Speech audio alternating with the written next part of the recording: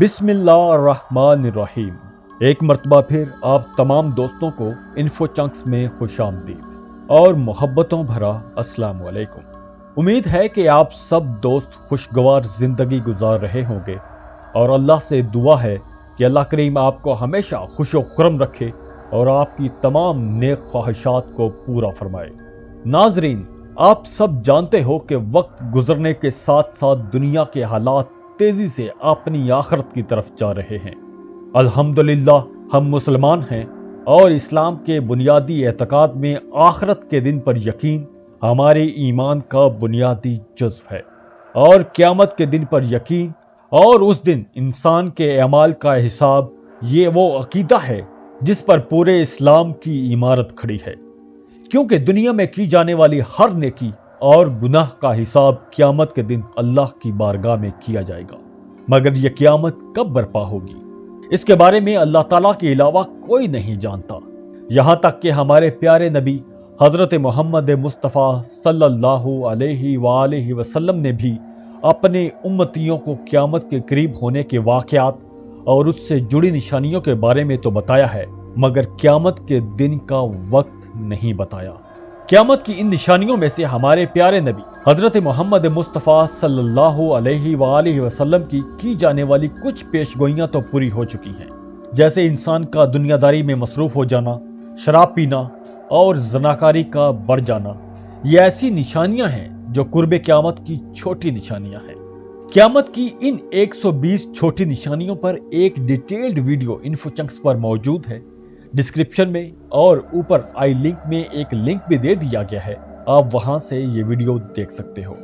قیامت کی 7 بڑی نشانیوں کے حوالے سے بھی ایک ویڈیو انفو چنکس پر موجود ہے، اس کا لنک بھی ڈسکرپشن میں دے دیا گیا ہے، جس میں حضرت امام مہدی علیہ السلام کا ظہور، حضرت عیسیٰ علیہ السلام کی آمد اور خروج دجال کی تفصیل موجود ہے۔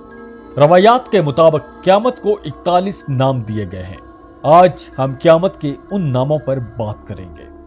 قیامت کے دن روحیں اور جسم دوبارہ ملیں گے، زمین والے اور آسمان والے ملیں گے، غیر اللہ کی عبادت کرنے والے اور ان کے معبود ملیں گے، عمل کرنے والے اور اعمال ملیں گے، پہلے اور آخری لوگ ملیں گے، ظالم اور مظلوم ملیں گے، اور جہنمی عذاب دینے والے فرشتوں کے ساتھ ملیں گے۔ اسی اعتبار سے اسے یوم طلاق یعنی ملنے کا دن کہتے ہیں۔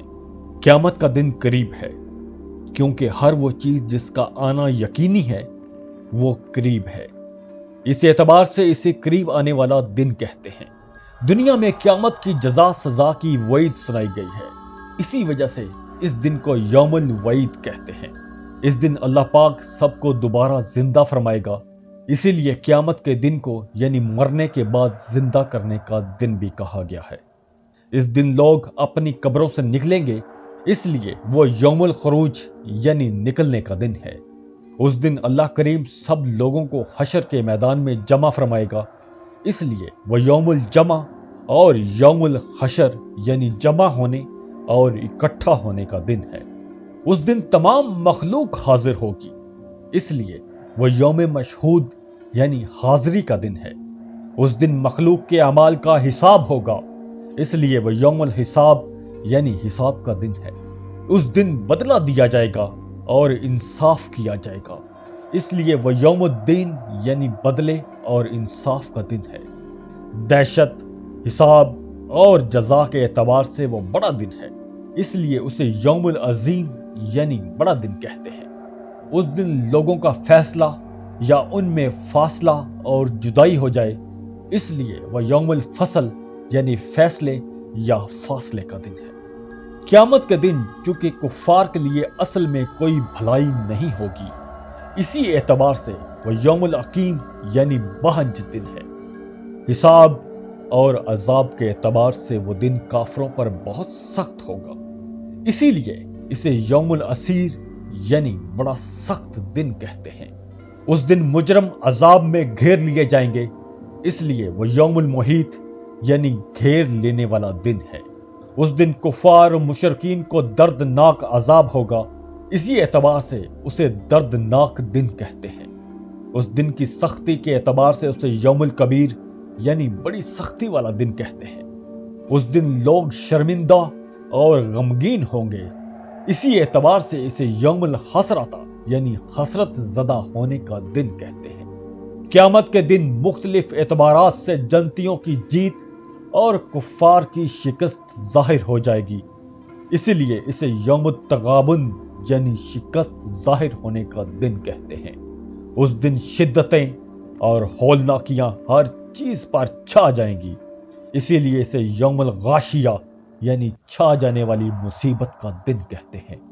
قیامت کا آنا درست اور ثابت ہے، اس کے آنے میں کوئی شک نہیں، بلکہ اس کا واقع ہونا یقینی اور قطعی ہے، اس لیے اسے الحاقہ یعنی یقینی طور پر واقع ہونے والی کہتے ہیں۔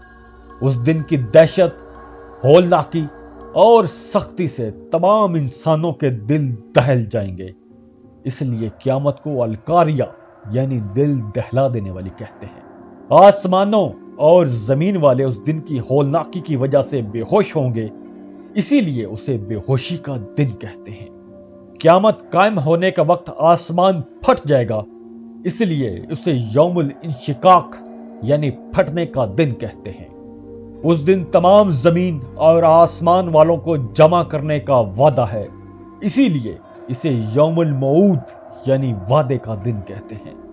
سب لوگ مرنے کے بعد ضرور ایک متعین اور مقرر وقت پر اکٹھے کیے جائیں گے، اسی اعتبار سے اسے یوم المعلوم یعنی جانا ہوا دن کہتے ہیں۔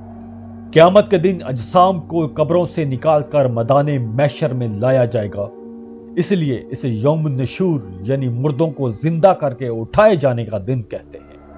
اس دن آدمی اپنے بھائی یہاں تک کہ ماں اور باپ سے بھی بھاگے گا، اسی لیے اسے یوم الفرار یعنی بھاگنے کا دن کہتے ہیں۔ اس دن لوگ حساب کتاب کے بعد یا تو جنت میں ٹھہریں گے یا پھر جہنم ان کا ٹھکانہ ہوگا، اسی وجہ سے اسے یوم القرار یعنی ٹھہرنے کا دن کہتے ہیں۔ اس دن چونکہ لوگوں کو ان کے اعمال کا بدلہ دیا جائے گا، اس لیے یوم الجزا یعنی بدلے کا دن کہا جاتا ہے۔ جو شخص اللہ پاک کے عذاب کو دیکھے بغیر اس سے ڈرتا ہے اور اس کی اطاعت کرتا ہے اور ایسے دل کے ساتھ آتا ہے جو اخلاص مند، اطاعت گزار اور صحیح العقیدہ ہو، ایسے لوگوں سے قیامت کے دن فرمایا جائے گا، بے خوف و خطر، امن اور اطمینان کے ساتھ جنت میں داخل ہو جاؤ، نہ تمہیں عذاب ہوگا اور نہ ہی تمہاری نعمتیں زائل ہوں گی۔ یہ جنت میں ہمیشہ رہنے کا دن ہے اور اب نہ فنا ہے نہ موت، اسی لیے اس دن کو یوم الخلود یعنی ہمیشگی کا دن کہا جاتا ہے۔ اس دن لوگوں کو میدان محشر کی طرف ہانکا جائے گا، اس لیے یوم المساق یعنی چلنے کا دن کہتے ہیں۔ جس دن سور پھونکا جائے گا یعنی ایک سینگ میں پھونک ماری جائے گی، جسے نفخہ الاولیٰ کہا جاتا ہے، تو اس دن کی ہولناکی کی وجہ سے زمین اور پہاڑ شدید حرکت کرنے لگیں گے اور انتہائی سخت زلزلہ آ جائے گا اور تمام مخلوق مر جائے گی، اسی لیے اسے یوم الراجفہ یعنی تھر تھرانے والی کا دن کہتے ہیں۔ اس کے بعد دوسرا سور پھونکا جائے گا جسے نفخہ ثانیہ کہا جاتا ہے۔ دونوں نفخوں کے درمیان 40 سال کا فاصلہ ہوگا، جس سے ہر چیز اللہ کے حکم سے زندہ کر دی جائے گی، اسی لیے اسے یوم رادفہ یعنی پیچھے آنے والی آواز کا دن اور یوم فزع یعنی بڑی گھبراہٹ کا دن کہتے ہیں۔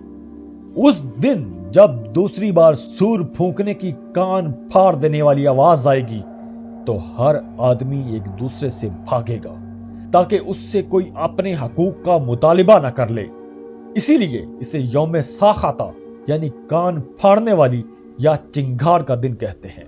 اس دن لوگوں کے اعمال کا وزن کیا جائے گا، اس لیے اسے یوم الوزن یعنی اعمال کے وزن کا دن کہتے ہیں۔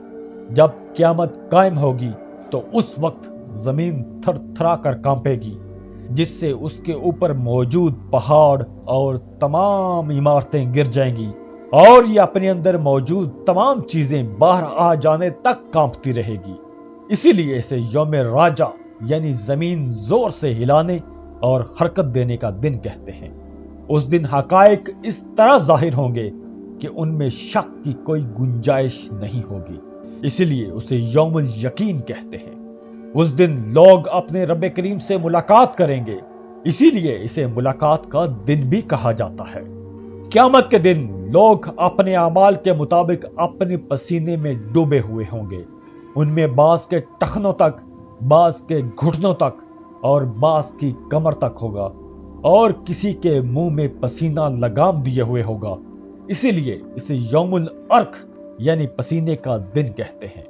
جاتے جاتے ویڈیو کو لائک ضرور کر لیں، انفو چنکس کو سبسکرائب کر لیں اور بیل آئیکن پر لازمی کلک کیجیے گا، اور یہ ویڈیو اپنے دوستوں کے ساتھ لازمی شیئر بھی کیجیے گا۔